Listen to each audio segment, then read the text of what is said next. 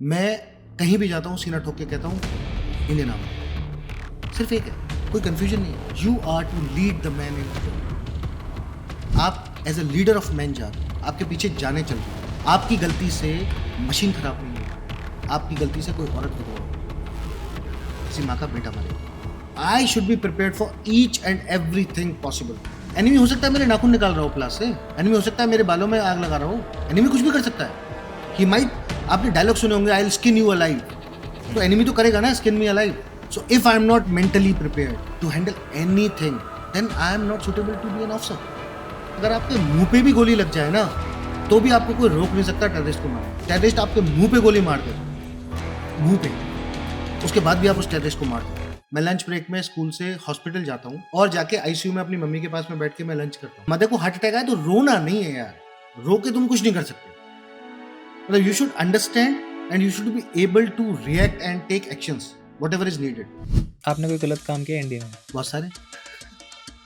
मैंने बोला ना कि मेरा एनडीए से पास आउट होना एनडीए की क्रेडिबिलिटी है, मेरी नहीं।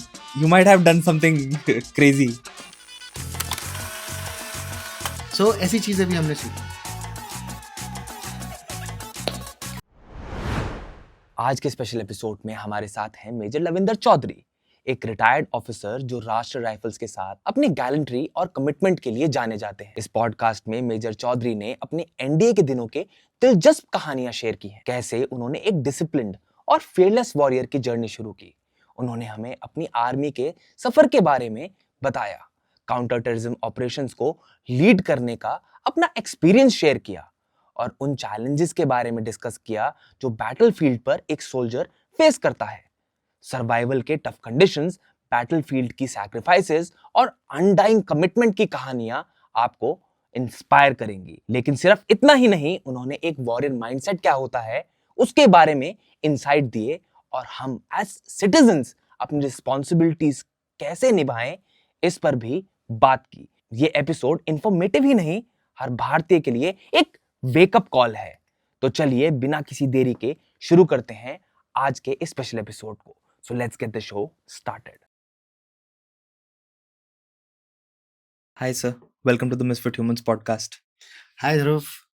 बहुत मजा आने वाला है आज। बहुत सारी कॉन्वर्सेशंस होने वाली हैं, बहुत सारी ऐसी बातें होने वाली हैं आम जिंदगी की, मिलिट्री की, आपकी सर्विस की, जो मुझे लगता है कि हमारी ऑडियंस को सुन के ऐसा लगेगा कि this is the first time they have experienced something that is out of the world.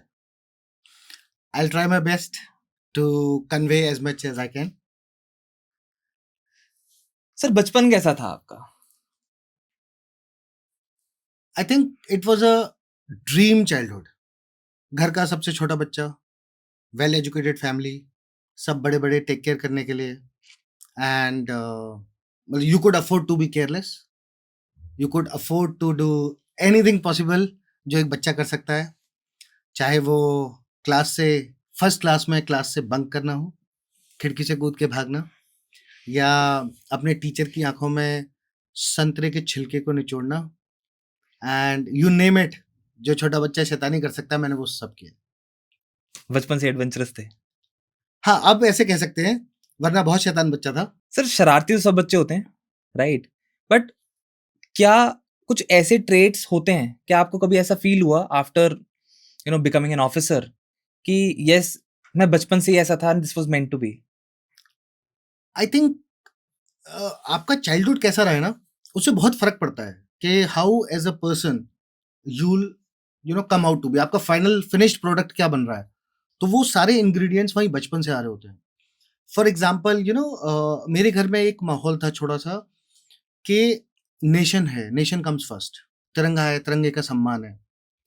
Sports का माहौल था, मेरे फादर स्पोर्ट्स टीचर थे, ओके। तो उस टाइप का एक माहौल। दूसरा, मैं घर का सबसे छोटा बेटा एंड मेरे दो बड़े भाई, तो एक बोल्ड माहौल कि हाँ मैं कुछ भी कर सकता हूँ, राइट। तो वो एक चीज, एक सेल्फ कॉन्फिडेंस बिल्ड हुआ। एंड फिर कुछ सर्कमस्टांसेस ऐसे रहे, जैसे मैं बहुत छोटी क्लास में था जब मेरी मदर को हार्ट अटैक आया, एंड मेरे फादर दूर थे उस टाइम पे, वो कहीं स्पोर्ट्स में बच्चों को लेके गए हुए थे, एंड सिर्फ मैं हूँ घर पे, और मैं भी स्कूल में हूँ। मेरी मदर को हार्ट अटैक आता है और मेरी मदर उसके बाद खुद चल के ऑलमोस्ट 2-2.5 किलोमीटर दूर हॉस्पिटल था हमारे कॉम्प्लेक्स में ही, वहाँ मदर चली जाती है और खुद जाके एडमिट हो जाती है। Okay. And as a child मैं लंच ब्रेक में अपना वो थोड़ा सा टिफिन जो भी पापा ने बनाया वो लेके मैं लंच ब्रेक में स्कूल से हॉस्पिटल जाता हूँ। बहुत दूर नहीं था, पास था, बट मैं वहाँ जाता हूँ और जाके आईसीयू में अपनी मम्मी के पास में बैठ के मैं लंच करता हूँ। सो इट वाज कि मदर को हार्ट अटैक आया तो रोना नहीं है यार, रो के तुम कुछ नहीं कर सकते। मतलब you should understand and you should be able to react and take actions whatever is needed. So as a child मैं तो कुछ एक्शन नहीं कर सकता, बट एक सेंस ऑफ रिस्पॉन्सिबिलिटी आ रहा है, एक ये थॉट प्रोसेस आ रहा है कि प्रॉब्लम पे रोना नहीं है, प्रॉब्लम के सॉल्यूशन की तरफ देखो या उसको हैंडल करने का देखो। सो उस टाइप की चीजें आई। एंड देन मैं जिस स्कूल में पढ़ता था, मैं मथुरा से रहने वाला हूँ, केवी मथुरा रिफाइनरी में मैं पढ़ता था। तो मेरे स्कूल में बहुत सारे लोग, मेरे सीनियर्स बहुत अच्छी अच्छी जगह गए हुए थे, एनडीए में गए हैं, IAS IPS officers, army officers and national players, तो बहुत सारे। जैसे अगर मैं आपको अभी करंट में बताऊं तो कर्नल राज्यवर्धन राठौर जी। वो मेरे स्कूल के हैं, वाह। मेरे सीनियर हैं। और अभी प्रेजेंट में हरियाणा कार्डर की एडीजी पुलिस हैं ममता सिंह, वो दीदी भी मेरी सीनियर थी। इनफैक्ट उनसे तो मैं पढ़ने जाता था शाम को। वाह। एंड तो इस टाइप के बहुत सारे लोग थे, अगर मैं नाम गिनाने आऊं तो बहुत लंबी लिस्ट है। तो आपके पास एक घर से वो एनवायरनमेंट मिला जहां पे you are free to take actions, you are free to think, right. और दूसरा, आप ऐसे स्कूल में पढ़ रहे हो जहां पे ऑलरेडी एक एग्जिस्टिंग लेगेसी है, जहां अच्छे अच्छे लोग ऑलरेडी वहां से निकले हैं। एंड वो टीचर्स जैसे हमारे एक सर थे मैथ्स के, तो वो क्वेश्चन जब पूछते थे तो वो चौक हाथ में पकड़ के ऐसे रब करते थे और आप पास में आके आपके फेस के पास आके ऐसे करके पूछेंगे कि बेटा इसका आंसर बताओ। तो जब आप आंसर नहीं बताते थे तो ऐसे चौक छोड़ते थे और आपके धाड़ जोर से मारते थे। सो वो टीचर ना हमें अपना बच्चा समझते थे कि हम उनके बच्चे हैं और हमारे अंदर कमी ना छूटे।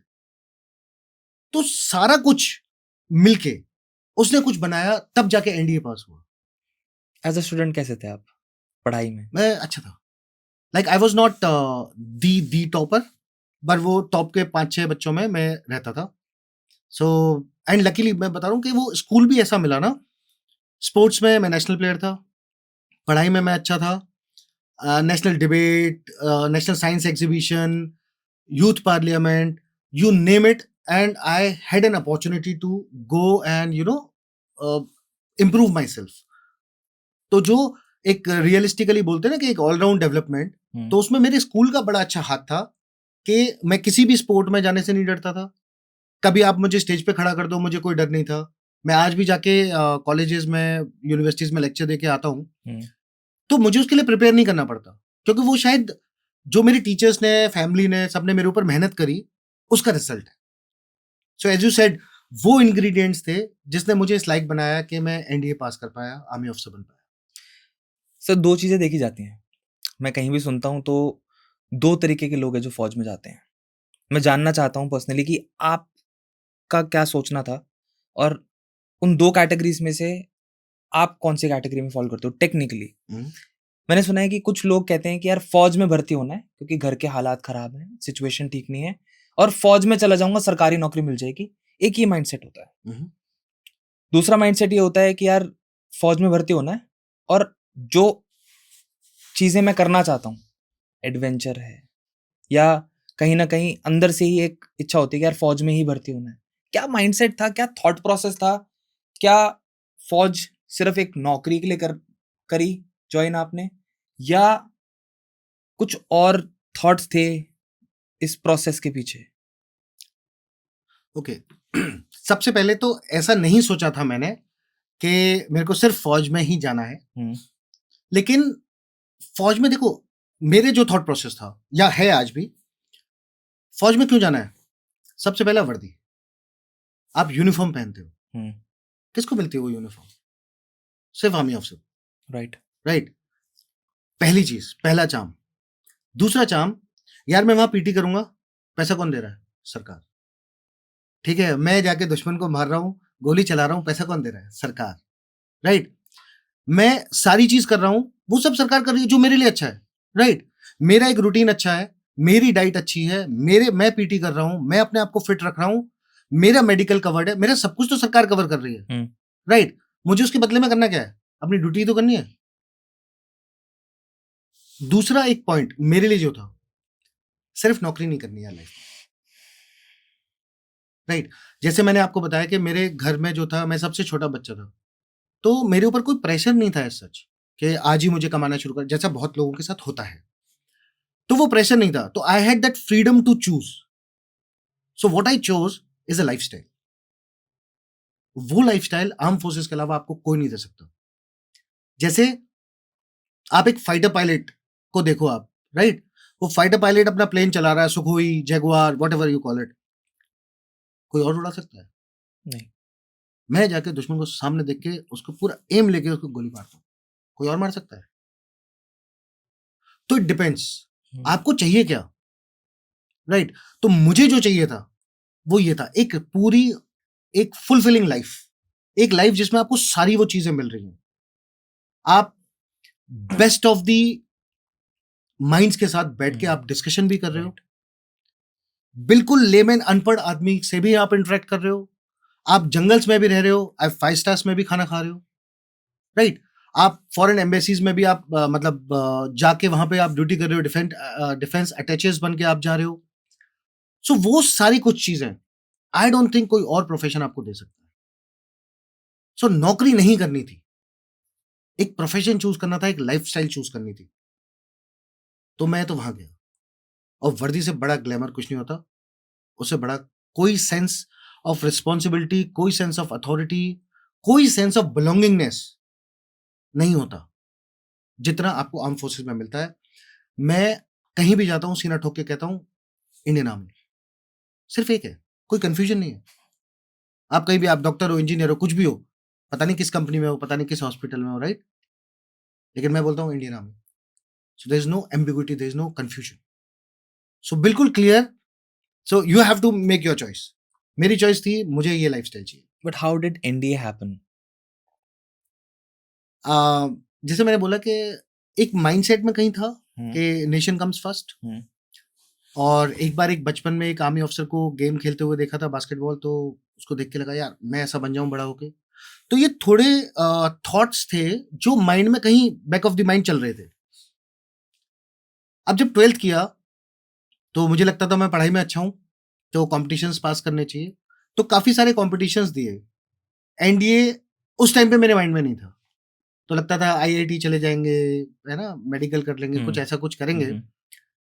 फिर कुछ दोस्त आए, आके बोला चल यार एनडीए का एग्जाम देने चलते हैं। सो आई सेड यार तैयारी तो की नहीं। तो बोले आईआईटी की तैयारी की थी, उससे बाहर थोड़ी होगा सिलेबस। सही बात। बोले ठीक है चलते हैं। बोलते पास हो गए तो ठीक है, नहीं तो दिल्ली तो घूम ही आएंगे। I said not a bad idea, let's go. गए एंड हाँ, मैंने पेपर ईमानदारी से किया, अपना जितना मेरे को नॉलेज थी मैंने उसको यूज करा अपना। ऐसे नहीं कि टाइम पास टाइप पेपर करके आऊँ, मैं अच्छे से किया पेपर एंड मैं पास हो गया। फिर एसएसबी आई, तो वो तलवार आई, तो तब पहली बार जानना शुरू किया कि एसएसबी क्या होती है, क्या नहीं होता। एंड उस टाइम यूट्यूब वगैरह था नहीं, तो गए SSB number 1 AFSB Dehradun. And as luck would have it, मैं अपना नेचुरल रहा, मैं कहीं से कोई बड़ी कोई कोचिंग नहीं लेके गया, इनफैक्ट टाइम ही नहीं मिला, और ऐसी कोई तैयारी नहीं, स्पेशल ऐसे सोच के नहीं गया कि मुझे पास होना ही होना है। तो मैं अपना फ्री माइंड से गया और फर्स्ट अटेम्प्ट मैंने एसएसबी क्लियर किया। इनफैक्ट मुझसे काफी सारे बच्चे पूछते हैं कि सर एसएसबी की कोचिंग करें, ये करें, वो करें, तो मैं उनको बोलता हूँ कि बोलते मंत्र क्या है एसएसबी पास होने का? जो बेसिक मंत्र है ना, आर्मी में जब आप जाते हो तो एक पहले कभी एक एडवर्टाइजमेंट आता था, उस पर होता था do you have it in you. पूरा एसएसबी का मकसद सिर्फ इतना ही है, do you have it in you, and what is that, right? आपके अंदर डिसीजन मेकिंग कैपेसिटी है कि नहीं, आप ऑन द फ्लाई डिसीजंस ले सकते हो कि नहीं। When one option closes, can you look for the next option, when the second one closes, can you look for the third one. So आपकी मेंटल फ्लाइट क्या है, आप कितने ओरिजिनल हो, राइट? आपके अंदर कितना पोटेंशियल है, क्योंकि पॉलिशिंग और ट्रेनिंग तो आपको एनडीआई में दे देगा, राइट? पर जो बेसिक इंग्रेडिएंट चाहिए, तो आप हर चीज में बेसिक एवरेज से ऊपर होने चाहिए। किसी एक चीज में नहीं, सब में। तो आप में वो स्पोर्ट्स वाला भी जज्बा होना चाहिए, आपके अंदर प्लानिंग कैपेसिटी होनी चाहिए, राइट? आपके अंदर चीजों को समझना, आपकी मेंटल फ्लाइट होनी चाहिए, आपकी लॉजिक, रीजनिंग, वो थॉट प्रोसेस, वो सब कुछ होना चाहिए एवरेज से अच्छा, बस इतना चाहिए। Just like you just have to be original. You have Yes. to be with good logical reasoning and everything. वो सब इंग्रेडिएंट्स होने चाहिए और उसके बाद आप ओरिजिनल रहो। Don't try to portray somebody else, be yourself. और आप में दम होगा तो आप सेलेक्ट हो जाओगे। कुछ और नहीं चाहिए, बाहर से कुछ नहीं चाहिए। जो भी एसएसबी को चाहिए वो सब आपके अंदर है। बस आपके अंदर इतना होना चाहिए कि आप उसको अपने अंदर से खोद के निकाल सको। That's all you need. Because ultimately आप किस काम के लिए जा रहे हो? You are to lead the man in war. आप as a leader of man जा रहे हो, आपके पीछे जाने चल रही हैं। आपकी गलती से मशीन खराब नहीं होगी, आपकी गलती से कोई औरत विधवा होगी, किसी माँ का बेटा मरेगा। तो इसलिए मैं जब कोई बोलता है तो मैं बोलता हूं आप मेंटरशिप ले लो, राइट? आप टिपिकल कोचिंग्स में मत घुसो, किसी और को कॉपी मत करो, क्योंकि अगर आप एक बार सक्सेसफुल हो भी गए एसएसबी में तो आप लाइफ में फेल हो जाओगे। So be original, be yourself, be confident और खुल के अपने जाके करके आओ, you will pass. Then NDA happened. Then India happens. So मैंने सुना है first day of NDA is very special for everyone. How was your first day in NDA? First day in NDA is something you can never forget. It is very special. ऐसा क्या होता है? जब आप NDA जा रहे होते हो तो एक दो गेट है एनडीए में, पाषाण गेट और कॉन्वा गेट। ठीक है। सो पाषाण गेट मेन गेट है। जब आप वहां पहुंचते हो तो there is a hill, Okay. वो हिल से आप नीचे उतर के जाते हो। पर जब आप उस हिल के टॉप पे होते हो तो आप सामने देखते हो, that's called first view of NDA. और आप देखते हो हजारों एकड़ की ग्रीनरी में एक ह्यूज पॉपअप करती हुई रेड कलर की building, the iconic Sudan block. So स्वर्ग नजर आता है, नर्क नजर आता है? उस दिन तो स्वर्ग लगता है यार। क्योंकि बहुत सारे लोग बोलते हैं कि NDA is as heaven as hell. Is it true? Absolutely true. In fact NDA का ना एक जोक चलता है कि there was some young officer, वो अपनी वाइफ को लेके पहली बार एनडीए लेके जाता है हाँ, एंड वाइफ ने कभी वो देखा नहीं होता। हाँ जी। वाइफ वहां जाती है, बोलती है कि it is so beautiful, it is so nice and this that. तो हस्बैंड बोलता है या I am also realizing it is very beautiful.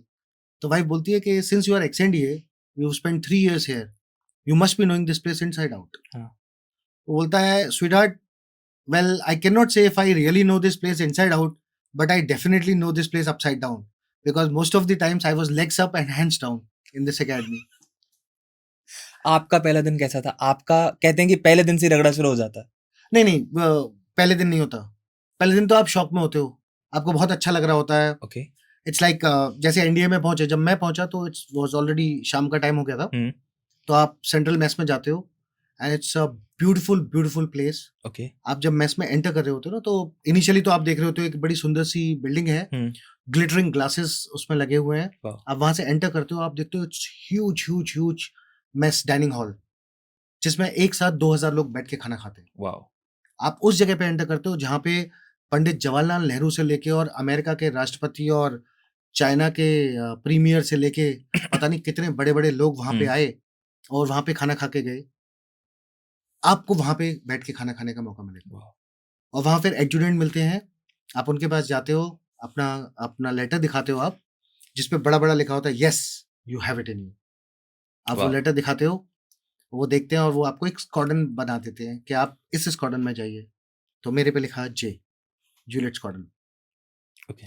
सो वो आप कभी नहीं भूल सकते। कितने स्क्वाड्रन होते हैं? हमारे टाइम पे 15 होते थे, अल्फा 2 ऑस्कर। अभी आई थिंक पापा आ गया है और शायद एक गर्ल कैडेट्स के लिए शायद क्यूबेक भी बन गया है, आई एम नॉट वेरी श्योर। काफी टाइम से गया नहीं मैं। हमारे टाइम पे ऑस्कर तक होते थे 15। How is the routine like in NDA? Okay, so there are 2 routines in NDA. Okay. So पहले मैं आपको ऑफिशियल बता देता हूँ। हाँ जी। सुबह 5 बजे करीब आप उठते हो, 5:30 बजे आप फॉलन होते हो। सो हमारे यहाँ क्या होता है कि स्क्वाड्रन्स होते हैं। तो हर स्क्वाड्रन का एक परेड ग्राउंड होता है और एक बटालियन एरिया होता है। तो जो फ्रंट वाली साइड होती है, मेटल रोड टाइप बना होता है, उसको परेड ग्राउंड बोलते हैं। वहाँ पे सुबह मस्टर होता है, सारे लोग फॉलो इन होते हैं, सारे अपने कोर्स वाइज, और वहाँ पे हमारे अपॉइंटमेंट्स होते हैं, जो CSM, SCC, ये लोग वहाँ पे सबका काउंट लेते हैं, सब लोग हैं, सब सही सलामत हैं। और आपको PT है तो PT ड्रेस में होंगे आप, ड्रिल है तो ड्रिल ड्रेस में होंगे, और जिस दिन PT ड्रेस कुछ नहीं हो, उस दिन आप फ्लैट होता है तो उस दिन आप क्लासेस वाले रिग में होते हो, ओके एंड वहां से आपका दिन शुरू हो जाता है। आप जाते हो wherever your classes, you do that activity, PT है, ड्रिल है, जो भी है वो करते हो आप, then you come back, take shower, get ready for classes, go have your breakfast, go to classes, then till 1:30 you have classes, then you come back, go for lunch, and उसके बाद technically it's a free time till 6 PM. उससे पहले games time होता है थोड़ा, फिर उसके बाद 6 PM से study period, then 1 घंटे study period के बाद there will be a fall in, जिसमें आपको next day के orders बताए जाते हैं। हर स्क्वाड्रन में एक एंटी रूम होता है, ओके तो वहाँ पे anti room is basically a place like a drawing room of a house. Okay So where everybody sits down, there are sofas, there is like किसी में टेबल टेनिस होगा, किसी में पूल टेबल होगा, there will be some books, TV and all that stuff. और वहीं पे शाम को ऑर्डर्स पास होते हैं, वो सारे ऑर्डर्स पास होंगे, फिर as a squadron you go together for dinner and then you come back after the dinner. तो ये होता है ऑफिशियल रूटीन, लेकिन इसके अलावा भी ट्रेनिंग होती है। तो जब 1:30 पे आपकी क्लास खत्म होती है, हाँ या कहीं भी आपकी क्लासेस खत्म होती हैं, तो बिटवीन ब्लॉक्स जब आप मूव करते हो, तो पहली चीज आप चलते नहीं हो। इट्स ओनली 6 टर्म्स जो चलते हैं, बाकी 1st to 5th टर्म आप चलते नहीं हो, आप दौड़ते हो। ऐसा क्यों? एनडीए है वो। हर धर्म के अपने रूल्स होते हैं ना, जी तो एनडीए भी एक धर्म है, उस धर्म के अपने रूल्स हैं। You don't walk, okay you are always on the double. Okay okay, so you are always running, and between blocks, जैसे मैंने बोला बिटवीन ब्लॉक्स, तो हमारा साइंस ब्लॉक है, जिसको कैप्टन मनोज कुमार पांडे ब्लॉक बोलते हैं। Okay then you have a social sciences block, then there is a Sudan block, and ये सब बहुत बहुत दूर है, किलोमीटर्स में है। Okay And you keep running, you keep running, and you keep running unless you are caught by a senior. Then you keep rolling, you keep rolling, and you keep rolling. But it's a fun in its own kind. जिस दिन rolling नहीं करें और सिर्फ दौड़ना पड़े, हम बहुत खुश होते हैं। So you discover happiness in small things in life. So what if you're not running and you're not rolling? Then what happens? Then probably somebody is giving you shelter. Like So maybe like if you are with seniors. हाँ So India में क्या होता है कि आप कहीं भी movement करोगे तो you move in squads of 4, unless you are some appointment जिनको सिंगल मूवमेंट अलाउड होता है। बाकी सारे लोग स्क्वाड्स में चलते हैं। स्क्वाड में 4 लोग, आप ठीक है 3 लोग थे, 3 सीनियर थे, हम्म, और कहीं कोई ड्रिल उस्ताद वगैरह या कोई ऑफिसर है तो उसको चौथा आदमी चाहिए साथ चलने के लिए, और आप जूनियर थे, वहां अचानक दिख गए आप, तो you get lucky that day. तो आपको बुला के स्क्वाड में चौथा व्यक्ति शामिल कर लिया।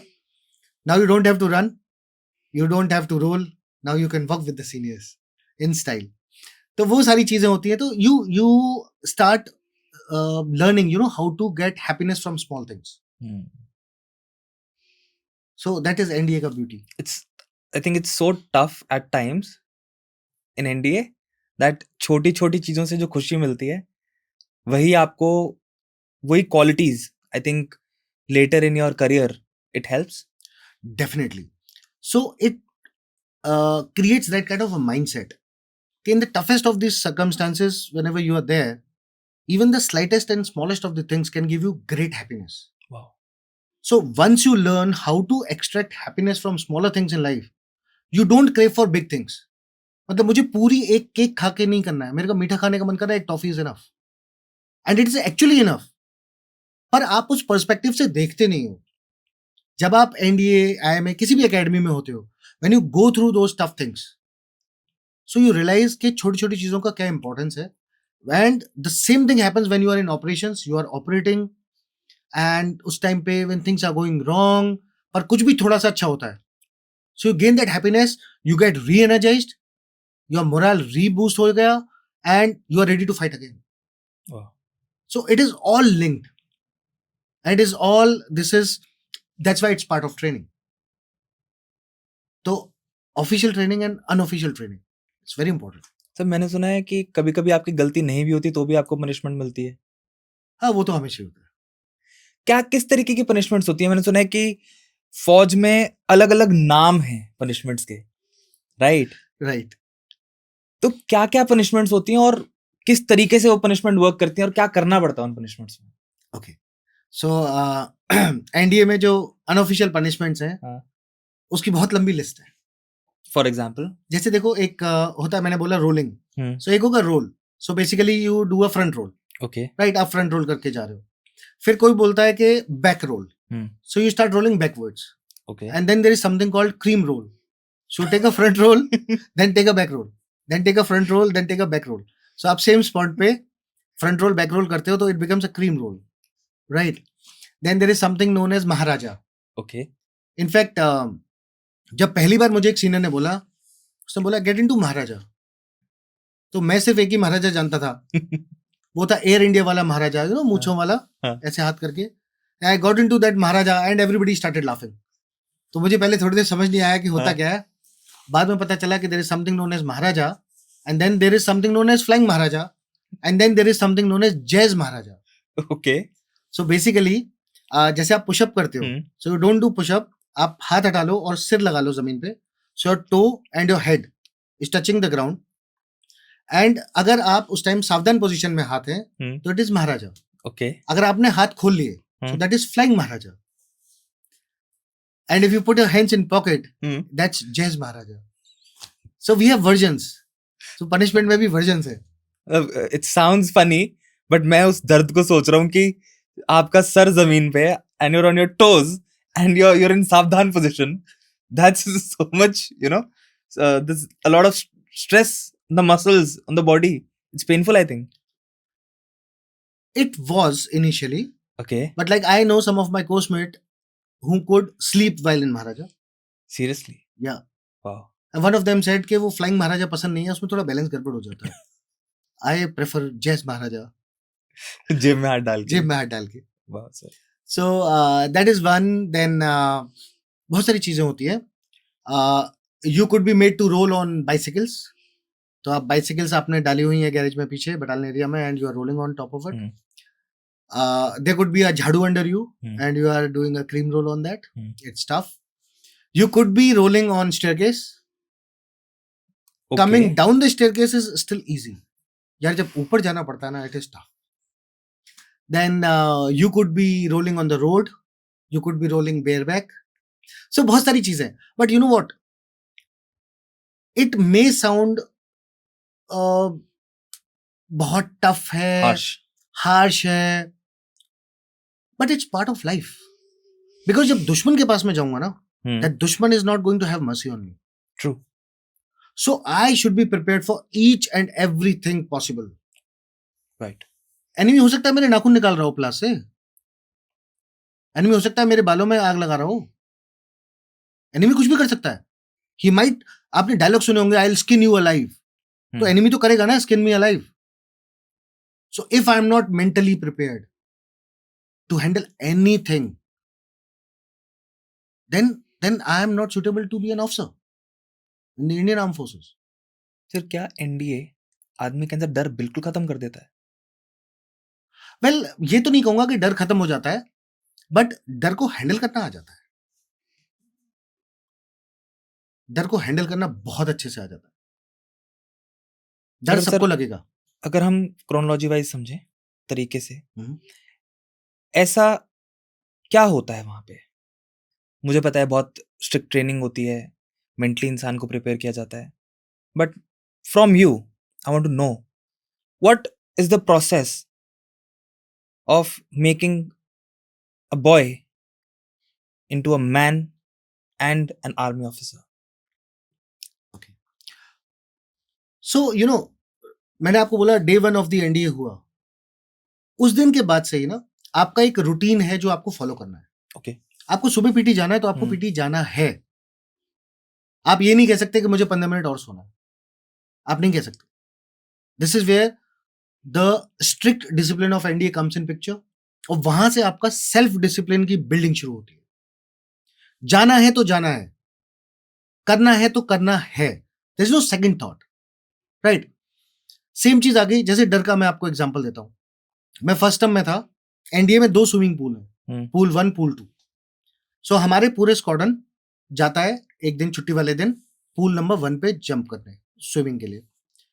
तो फर्स्ट टर्म हर ऐसा होता है कि आप फर्स्ट टर्म में गए तो आपको छोटी जंप है, फिर 1 metre, 5 metre, 7 metre, 10 metre, 10 metre highest होता है। तो हमारे एक सीनियर थे उस टाइम के 5th टर्मर, उन्होंने बोला फर्स्ट टर्मर्स को ऐसे ना मजाक में बोलते हैं 21 टर्म, तो he said which 21 can jump from 10 metres. उससे पहले कभी ऐसे कोई स्विमिंग भी नहीं की थी मैंने हाथ खड़ा कर दिया, मैं I raised my hand, I said sir I will do. शायद वो सीनियर को लगा मुझे स्विमिंग आती है, मुझे लगा कोई ना कोई बचा ही लेगा।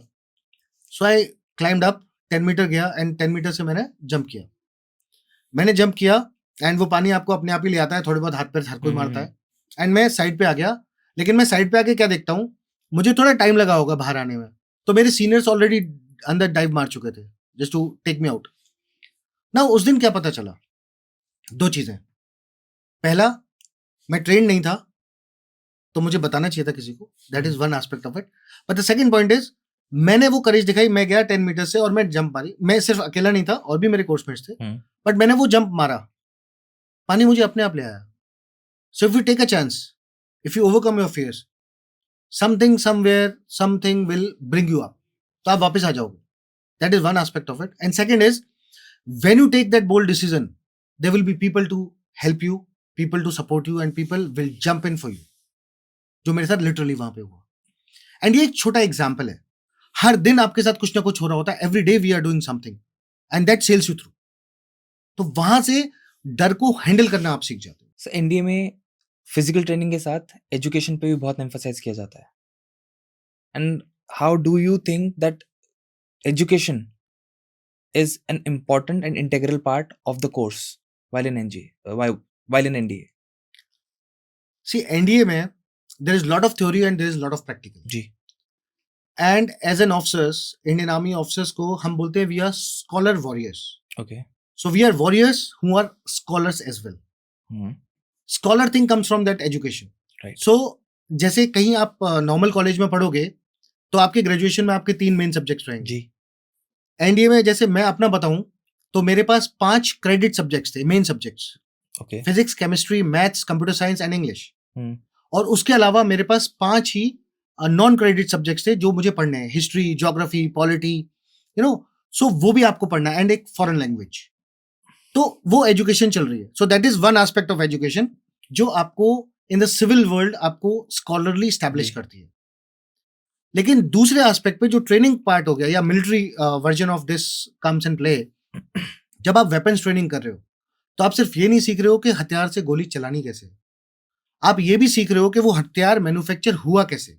Okay. आप ये भी पढ़ रहे हो कि राइफल में और गन में क्या फर्क है। आप ये भी पढ़ रहे हो कि पिस्टल क्यों है और राइफल क्यों है। राइफल का नाम राइफल कैसे बना, राइफलिंग कहां से आई बीच में, राइट। पैराबोलिक मोशन जो जाना चाहिए किसी भी प्रोजेक्टाइल का, उसको आप कैसे मॉडिफाई कर रहे हो, उसमें फिजिक्स कौन सी लगी हुई है, राइट। जब आप एक ऑटोमेटिक, सेमी ऑटोमेटिक और एक मैनुअल वेपन पे हैंडल कर रहे हो तो वो ऑटोमेटिक कैसे बनी, इट इज ऑल साइंस। तो आप वो भी पढ़ रहे होते हो and that differentiates you and makes you a scholar warrior, not just a warrior. तो आप सिर्फ तलवार लेके लड़ने नहीं जा रहे हो, you know what is the science behind it, you know how it impacts, you know how it will play out. तो आप उसको बेटर हैंडल कर पाते हो एंड बाद में आगे आप उसको एजुकेट बाकी लोगों को भी कर सकते हो। So all that comes in play. So education is very important, that theory thing very important.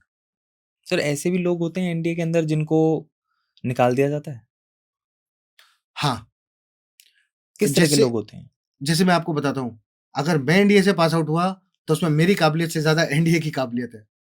Well, NDA is not for everybody and everybody cannot handle that, because it's not just the physical toil that you will take, it's also a lot of mental toil. And सबसे बड़ी चीज है कि जो आपका change of environment हो रहा है, so you're coming from some kind of a background, घर में आप बच्चे थे and suddenly you are no more a बच्चा, you are a responsible person, you have a routine to follow, you have some tasks to do, and you have lot of studies to complete, and you have to manage your time very very efficiently and effectively, right? So उस सब के बीच में आप चल रहे हो और वो सब आप हैंडल करते आ रहे हो. This is where the difference comes इन.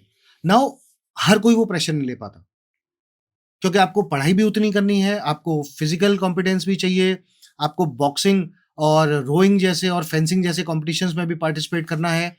तो वो सारी चीजें करनी है, आप किसी भी चीज को स्किप नहीं कर सकते. और यहां पे बहुत सारे लोग इसको डिफिकल्ट पाते हैं कि उसको हम कैसे हैंडल करें. तो some people are bound to break down. So it's not for everybody. It's not any regular place, you know, कि हमने एडमिशन लिया एंड वो मेजर साहब पिक्चर में डायलॉग था ना कि अजय देवगन बोलते हैं हमारा एनडीए जाने का बंदोबस्त किया जाए. एनडीए जाने के लिए आपके अंदर दम होना चाहिए, तभी आप पहुंचोगे. It's not for everybody. मैंने सुना है लोग ब्रेक डाउन कर जाते हैं, even people commit suicide. Well मैंने सुसाइड करके मरते हुए किसी को नहीं देखा, पर मुझे एक किसी का नाम याद आ रहा है. And it's a very big offence in NDA. अगर आप ऐसा कुछ करते हो you will be thrown out. So there was some gentleman, उसने कुछ तो करके पंखे से फांसी लगाने की कोशिश करी. Okay. And as the luck would have it, उसने वो लगाई, वो बहुत मोटा था, शायद Okay. पीटीवीटी पास नहीं कर पा रहा था, वो पंखा टूट गया. एंड उसी टाइम पे हमारा एक डिविजनल ऑफिसर वो राउंड ले रहे थे वहां पे और उनको पता चल गया. Then this guy was marched up for punishment and वो सब हुआ और डिप्टी कमांडेंट के पास पहुंचे. तो डिप्टी कमांडेंट ने, एक हबीबुल्ला हॉल है हमारा एनडीए का ऑडिटोरियम, तो वहां पूरी एकेडमी बैठी हुई थी. और उन्होंने बोला कि I am not just unhappy because somebody tried to commit suicide. Okay. I am unhappy that somebody tried. I'm more unhappy that when somebody tried, he failed. So what kind of officer you would become if you ever to become an officer? कि पहले तो आप गलत काम करते हो और साला उसमें भी फेल हो जाते हो. So as an officer you cannot fail. So even if you want to do something wrong, at least plan it properly, man. आपने कोई गलत काम किया इंडिया में? बहुत सारे. मैंने बोला ना कि मेरा एनडीए से पास आउट होना एनडीए की क्रेडिबिलिटी है, मेरी नहीं.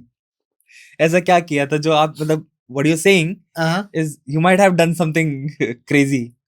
सो कुछ तो- वेल सभी करते हैं. हाँ. कुछ को छोड़ दो, कुछ अच्छे बच्चे भी होते हैं. हाँ. But it's like most of the time, जैसे एनडीए में मैं एकेडमी के अंदर कम और पेरीफेरी पे ज्यादा रहा. So Okay. Periphery is basically एक पेरीफेरल रोड है hmm. Which is 7 kilometers. Okay. So एक पनिशमेंट होता है, this is hmm. Official punishment, hmm. उसको बोलते हैं ईटी, एंडोरेंस टेस्ट. ओके. उसमें 7 किलोमीटर दौड़ना होता है पूरे बैटल लोड के हम्म. साथ. एंड मैं पूरे टाइम पेरीफेरी पे ही होता था, मैं दौड़ते ही रहता था. बैटल लोड कितना होता है? अराउंड उस टाइम पे वो 20 केजीज के आसपास हो जाता ओके. है. सो वो पूरा लेके आप दौड़ रहे होते हो एंड दोपहर में दौड़ रहे होते हो. तो जब लंच करके सब लोग थोड़ा सा ब्रेक एंजॉय कर रहे हैं 1 घंटे का, हम्म. वो 1 घंटे आप वहाँ पे पेरीफेरी पे दौड़ रहे होते हो. Okay. So most of the times मैं वहीं रहता था, वो मेरा दूसरा घर था. Hmm. But crazy things in NDA, study period. Study period एक ऐसा टाइम होता है जब आपके केबिन डोर्स खुले होते हैं, पूरे ऑलमोस्ट 125-150 बच्चे एक स्क्वाड्रन के अंदर, वो सारे लोग एक बिल्डिंग में बैठे हैं and it's a pin drop silence. और ऐसे में मेरे 6th टर्म में मेरा ग्राउंड फ्लोर पे केबिन था और मेरा एक कोर्समेट, मैं उसका नाम नहीं लूंगा, वो टॉप फ्लोर पे है. और स्टडी पीरियड के बीच में जहाँ आप बैठते हो तो बटालियन एरिया साइड में ना एक विंडो होती है, वो विंडो खुली होती है आपकी. तो ऊपर से मेरा कोर्समेट पीछे से आवाज देता है, चाओ, ऐसे करके ही शाउट्स माय नेम. तो मैं ऐसे खिड़की से बाहर देखता हूँ and I peep outside and ऊपर देखता हूँ तो वो कोर्समेट है वहां पे और वो ऐसे ग्लास हिला रहा है, बोलता है आजा. तो मैंने उसको बोला, मैं भाई स्टडी पीरियड चल रहा है. तो बोलता है स्टडी पीरियड में किसने मना किया. तो फिर मैं वहां से निकला, ऊपर गया और जाके हम बैठे, जो भी उसके पास ग्लास में था हमने आराम से पिया विया. तो एनडीए में smoking drinking is a sure shot relegation. आप पकड़े गए, आप सीधा रेलिगेट. तो इस टाइप की क्रेजी चीजें करी. सिगरेट पीते थे छुप के. ओके. एंड उसमें मैंने एक टेक्टिक सीखी. अच्छा. तो जब कहीं पे कोई विंडो पे अगर 2 साइड्स हो ना विंडो के, मतलब जिसको आप खोल सकते हो, तो depending on the direction of wind, okay, आप उसको ऐसे एडजस्ट कर सकते हो कि कौन सा वाला अंदर, कौन सा वाला बाहर, आपका स्मोक अंदर नहीं रहेगा. ओके. ट्राई करना आप घर में. सो ऐसी चीजें भी हमने सीखी. सो मैं रेलीगेट नहीं हुआ Okay. उस टाइम पे क्योंकि हाँ। मेरे को डीएस ने उस दिन पकड़ा नहीं. हाँ जी. So it is very simple. और कोई ऐसी कहानी जो आपको याद आती हो, कोई कुछ ऐसा हुआ है जिसमें गलती आपने करी और रगड़ा किसी और ने खाया हो? वो मेरे साथ आईएमए में हुआ था. वेल आईएमए में हम लोग संडेज को लिबर्टी जाते हाँ. थे. थर्ड टर्म में थे, ऑफिसर बनने वाले थे, थोड़ा ही टाइम था, तो हम 3-4 लोग साथ गए. देहरादून घूमा पूरा सिटी विटी, सिगरेट्स वगैरह अपनी ली. वो लेके आनी है, छुपा के लानी है. गेट पे उस्ताद चेक करेगा, पकड़े नहीं जाना है. Okay. पकड़े गए तो पनिशमेंट, माफी नहीं है. Okay. राइट, मतलब माफ नहीं होती गलती, पनिशमेंट मिलता है. एंड उसको आप कितना मॉरली करेजियस होके आप उसको एक्सेप्ट कर सकते हो, that might define the quantum of punishment. पिटना पक्का है. मतलब हाँ, मतलब कितना मिलेगा कितना नहीं मिलेगा वो डिपेंड करता है मॉरली कितने स्ट्रांग हो. ओके, तो हम लौट के आ रहे थे एंड मेरा एक कोर्समेट था रेडी. हम लेट हो गए. मैं बोला देखो यार अभी तो चेकिंग पक्का होनी है. और मेरे को देख के, मैं तो अगेन पेरीफेरी वाला व्यक्ति था, तो सारे उस्ताद पहचानते थे, तो हमेशा पनिशमेंट दौड़ता रहता है. तो मेरी जेब में तो पक्का चेक होने वाली है, तो मैं तो फंसूंगा. मैं रेड्डी को बोला, मैंने कहा देख यार तू शरीफ सा लड़का है, तू न दारू पीता न सिगरेट पीता, तो कुछ नहीं करता, तो अच्छा बच्चा, तेरे को कोई चेक नहीं करेगा, तू सिगरेट रख ले. बोला मैं पकड़ा गया तो मैंने कहा कुछ भी करना साले मेरा नाम नहीं लेना. And it goes without saying actually, हम कोर्समेट में ना कुछ भी हो जाए हम नाम नहीं लेते. Alright, as the luck would have it Reddy पकड़ा गया. और रेड्डी पकड़ा और हम चारों थे, हम चारों, बाकी लेट भी थे हम थोड़ा सा, तो हम चारों का नाम लेके एडजुटेंट के पास मार्च. अगले दिन हम सुबह सुबह ड्रिल ऑर्डर में बढ़िया सी ड्रेस पहन के हम एडजुटेंट के सामने खड़े हैं. एडजुटेंट आए और वो प्रसाद बांटना शुरू. वो मिलते, अच्छा इसका क्या था, 10 minutes late from liberty, okay 2 EDs, जो कुछ भी पनिशमेंट, वो बांटते जा रहे हैं, प्रसाद मिलता जा रहा है. अब नाउ इसका नंबर आता है रेड्डी का. अब रेड्डी खड़ा है, मेरे नेक्स्ट रेड्डी खड़ा था. रेड्डी से पूछा तो उस्ताद ने बोला साहब ये जीसी के पास ये सिगरेट का पैकेट मिला. ओके. एडजुटेंट ने देखा और बोला सिगरेट का packet, do you want to smoke, you smoke in front of me, packet खोलो. उसको बेचारे को पैकेट खोलना नहीं आता था एंड मुझे उस पर बहुत तरस आ रहा था. समाउ उसने पैकेट खोला, सिगरेट ली, उसने सिगरेट मुंह पे लगाई, तो एडजुटेंट बोलते you want to smoke in front of me, eat it. Reddy ने वो सिगरेट खाई. मैं याद करता हूँ, सॉरी मेरे भाई, उसने वो सिगरेट खाई एंड खाते ही उसने उल्टी कर दी. तो बोला पानी लेके आओ. तो मेरी सिगरेट उसके पास थी, मैं उसके लिए गिलास पानी लेके खड़ा हूँ. वो पहले एक सिगरेट खाता था, पानी पीता था, फिर प्यूक करता था, फिर दूसरी सिगरेट खाता था, फिर पानी पीता था, फिर प्यूक करता था. और मुझे उस पर बेचारे पे इतनी तरस आ रही थी और मैं सोच रहा था मुझे कितनी गाली दे रहा होगा, बट उसने एक बार भी मेरा नाम नहीं लिया. वो बात अलग है कि बाद में कंपनी में जाके उसने मुझे बहुत मारा, वो दैट्स अ सेपरेट इशू, पर उसने मेरा नाम नहीं लिया. So this is the coursemate camaraderie that we have, that brotherhood we have. कुछ भी हो जाए, कोई भी स्टेज हो, कैसी भी कंडीशन हो, we are there for each other. It goes without saying. So ये हमारा बहुत सॉलिड बॉन्ड है. एंड आई थिंक यही वो चीज है जो इंडियन आर्मी को वो स्ट्रेंथ देती है. So ऐसे बहुत सारे किस्से छोटे छोटे होते रहे. So I would take a few names. Before you passed out IMA, right? And you were in the field, you know, Colonel Kaushal Kashyap, Major Jacob, and many other names in the, you know, who have retired now, and a lot who have not retired. I can not take the names. उनके साथ आपकी memories कैसी, क्योंकि आप coursemates थे, right? कोई ऐसी यादें हैं जो कर्नल कश्यप के साथ आपकी रही हो, जो मैं चाहूंगा, because he'll be watching this, right? Yeah, he is a very dear friend. And NDA में एक फर्स्ट जो कंपटीशन होता है बेसिकली वो नोविस बॉक्सिंग होती है. Okay. So as a first timer आपने अभी कोई ट्रेनिंग कोचिंग नहीं ली है और आप जाते हो एंड बॉक्सिंग बाउट होती है. So as per your weight category, के जैसे मैं जूलियट्स कॉन से आया तो कौशल माइक स्कॉटन में था, तो वो माइक से आया एंड हम सेम वेट कैटेगरी में थे. हमारी बाउट होती है. बाउट से पहले मैंने उसको पूछा, मैंने कहा यार तेरे को बॉक्सिंग आती है क्या? बोला नहीं आती. उसने मुझसे पूछा, मैं टोटल सिविल बैकग्राउंड से गया था, मुझे भी नहीं आती थी। Said okay fine. कौशल जबकि if I am not wrong वो असम राइफल्स पब्लिक स्कूल से पढ़ा था, वहां बहुत अच्छे अच्छे बॉक्सर्स थे, वो सब सीखा हुआ था। उसने मुझे बहुत मारा, but we had a very good interesting bout and बहुत अच्छी सी बाउट चली। पॉइंट्स में कौशल जीता एंड मैं उस टाइम पे हारा। और उसके बाद जब आप लास्ट में गले मिलते हो ना, तो मैंने उसको बोला, मैंने कहा भाई बता तो देता। तो बोला मुझे कहाँ आती थी boxing. And but that was a funny thing, और हम अभी तक उसको याद करते हैं। उसके बाद लेकिन that bout was good and मुझे वो सीखने को मिला। एंड उसके बाद मैंने बॉक्सिंग सीखी और मैं इंडिया में बॉक्सिंग करी मैंने। तो we used to have boxing championship, and boxing championship की बड़ी मजेदार वैल्यू है।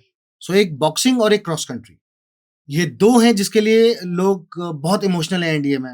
Everybody ex Indians are very emotional about it. And उसके बाद I learn boxing and Jacob was again very good boxer. Vivek Jacob awesome boxer. In fact एक बार मुझे याद है विवेक जेकब का जॉ में फ्रैक्चर था, ओके, और उसके बाद उसने बॉक्सिंग लड़ी। And if I am not wrong वो बॉक्सिंग में उसको सिल्वर मेडल मिला। ये थोड़े हैवी वेट कैटेगरी टाइप थे, मेरा कौशल का हम थोड़े लाइटर वेट कैटेगरी में थे। एंड जिसने उसको हराया था विवेक जेकब को, he was my squadron boxing captain, Koijam sir. Okay, और उनके साथ मैंने नाम इसलिए लिया सर का because I think major Vivek ने कहीं नाम लिया है उनका, so somebody asked me. Okay. So that officer was is my squadron type. What are the kind of people who train you? Like एक ऐसा mindset create करना, right? एक इंसान, मैंने अभी थोड़ी देर पहले बोला कि एक बच्चे को, एक लड़के को आदमी बनाने वाली कन्वर्सेशन हुई हमारी। किस तरीके के लोग आपको ट्रेन करते हैं? Who are the people behind it? In one sentence, Yes. the best you could have in military minds. That is one aspect of it. इसको दो पार्ट्स में डिवाइड करता हूँ। एक जब एकेडमिकली, सो जो हम एनडीए में जो ग्रेजुएशन करते हैं, so basically you get degree from JNU Delhi. So all the teachers that we have, the professors, they are all super minds, all very highly qualified, all are permanent teachers, you know, with JNU. So those are the top minds, top brains that you have academically. They are teaching us the academics. When it comes to military, like in drill, you have the best of the drill ustads. In PT, you have the best of the APTC core, JCOs, NCOs. You know, those are best players. You know, international level ke players hain. Those kind of people you get. Swimmers, international level swimmers. So everything is like top class. And then you come to the next aspect of seniors. Before that, the instructors, the officers that you have. Officers वो होंगे जो अपने courses में, like we have courses that we do as officers in service courses, वो सारे courses में top perform करके आए हुए हैं। खुद उनको field का बहुत अच्छा experience है, first hand experience लेके आ रहे हैं। Some of them are gallantry award winners, right? So उस तरीके से आपको, you are getting the best of the people to train you. These are the people you just don't learn from them. You look up to them. You see them. And there are people you can actually idolize them. अब इसमें एक fragment of officers ऐसा आता है जिसको मैं अपनी जिंदगी में नहीं भूल सकता। Okay. ये अभी तक सोशल मीडिया पे नहीं दिखे हैं कहीं भी, लेकिन इनका नाम आपने जरूर सुना होगा। सबसे पहला नाम colonel Himanta Pangin. Okay. 9 para SF, वो हमारे WTT चीफ होते थे, ATT chief, army training team, उसके चीफ थे। और उनके गाइडेंस में जो आर्मी कैडेट्स थे उनको आर्मी की बेसिक ट्रेनिंग दी गई। Okay. He is a legendary figure. जो भी आजकल स्पेशल फोर्सेस के काफी ऑफिसर्स का हम सुनते हैं, स्टोरीज बहुत सारी हैं। आप किसी से भी पूछोगे, मेरे कोर्स और मेरे आसपास के कोर्स का ऐसा कोई भी ऑफिसर नहीं हो सकता जिसके माइंड पे कर्नल पेंगिंग का एक इंप्रेशन ना रहा हो। How an officer should be, specially when it comes to operations. आपको कैसे बोल्ड होना है, आपको कैसे अपने आप को उस लेवल तक लाना है, you know that people, your jawans, the soldiers, they start looking up to you. वो चीज कैप्टन, उस टाइम पे कैप्टन थे कैप्टन सीगन, उनसे आप सीखते हो कि आपका शेड्यूल कैसा भी चल रहा हो, how you make sure that you are battle ready every time. आप शेरॉन सर को देखते हो तो आपको पता चलता है कि अगर आपके मुंह पे भी गोली लग जाए ना, तो भी आपको कोई रोक नहीं सकता टेररिस्ट को मारने से। आप सीक्यूबी में टेररिस्ट आपके मुंह पे गोली मार दे, मुंह पे, उसके बाद भी आप उस टेररिस्ट को मारते हो। ये शेरॉन सर से सीखते हो। सो इस टाइप के लेजेंड्स के अंडर में हमने ट्रेनिंग करी। सो ऐसा कोई भी नहीं हो सकता who has not imbibed something good from them, how to be a warrior, you know. So उस टाइप के इंस्ट्रक्टर्स के अंडर में हम सीख के आए, तो थोड़ा बहुत तो हमें भी करना ही था ना। सर मैंने सुना है it is said that army trains like a cheetah, not a dog. What is the philosophy behind this? Exactly how does this work? आपने कभी ये सुना है किसी के घर में चोरी हुई? सुना होगा जी। तो अगर आपने 100 स्टोरीज अगर ऐसी सुनी, तो आपने कितनी स्टोरीज में ये सुना है कि जिनके घर में सेंट बर्नार्ड या कोई खतरनाक ब्रीड का डॉग था और उसके घर में चोरी हुई? कितने सुने होंगे 100 में से? कम सुने, 1-2। लेकिन क्या आपने कभी वो सुना है कि जिसके घर में चीते थे उसके घर में कभी चोरी हुई? नहीं। So that should be the philosophy behind maintaining your arm forces. तो आपको अपनी सेना कैसी चाहिए कि आपके घर में कोई भी आके चोरी कर ले? नहीं। या आपको ऐसी सेना चाहिए कि दुश्मन should shit in the pants when they think about the army, the Indian army that we have. So it's on you. लेकिन अगर चीता चाहिए ना, तो चीते को चीते की तरह पालना पड़ेगा। अगर आप चीते को बकरी वाली घास खिलाओगे ना, that cheetah will also start behaving like a bakri. So as a nation you have to think, we have to think what kind of army or armed forces we want. We want cheetahs or we want bakris? So Right. this is where the nation has to take a call. And if you want cheetahs, then you must be ready to pay that price of maintaining a cheetah. So that is my thought process. We talked a lot about training. आपकी first posting कहाँ हुई थी? Sir जब किसी को गोली मारते हो तो कैसा फील होता है? यार फील तो उसको होता है ना, हमें कहाँ होता है कि पाकिस्तान आर्मी की बैटल एक्शन टीम आई और उन्होंने हमारे एक जवान का सिर काट के ले गए जी। आपको क्या लगता है हमने छोड़ दिया होगा? अगर वो हमारा एक ले गए थे तो हमारे लोग वहां से 1 दर्जन लाया होंगे। हमारे किसी भी जवान की शहादत, किसी भी अफसर की शहादत वेस्ट नहीं जा सकती। The enemy will have to pay the price. तुम गोली चला सकते हो, हम तुमसे अच्छी गोली चला सकते हो। तुम सर काट सकते हो, हम सरों पे ढेर लगा सकते हो। एक स्टोरी आई निर्भया कांड। उस लड़की के साथ कोई आदमी भी था। उस लड़की के साथ जो हो रहा था, ये साला वहां पे देख कैसे रहा था? No fucker should have balls enough कि अगर मेरे साथ कोई जा रही है वो भैंचोद आंख उठा के देख सके मेरी तरफ। कम से कम इतना तो करता ही, किसी का गला ही खा जाता मैं। I would have chewed his balls. Death was so close. मौत हमेशा साथ होती है। कभी हम रियलाइज करते हैं, कभी नहीं करते। टीचर ने बच्चे को डांट दिया या एक थप्पड़ मार दिया तो जाके पेरेंट्स लड़ने चले जाते हैं। अरे वो टीचर नहीं है, भगवान है तुम्हारे बच्चों का, वो तुम्हारे बच्चों को बना रहा है। साला ऐसे छुई मुई बना के रखोगे तो पाकिस्तान वाले ना तुम पे हंस हंस के मार डालेंगे। मैं तो मार रहा था आपके लिए जाके मार रहा था यार। वो पाकिस्तानी आ रहा था, मेरी उससे क्या लड़ाई है? जिसको वहां पे मारा था लाइन ऑफ कंट्रोल पे, या जिसको मारा था कंगन टाउन में, अगर वहां नहीं मारते तो वो यहाँ आता, श्रीनगर में मारता, दिल्ली में मारता, सरोजनी नगर में फिर से बॉम्ब ब्लास्ट होता।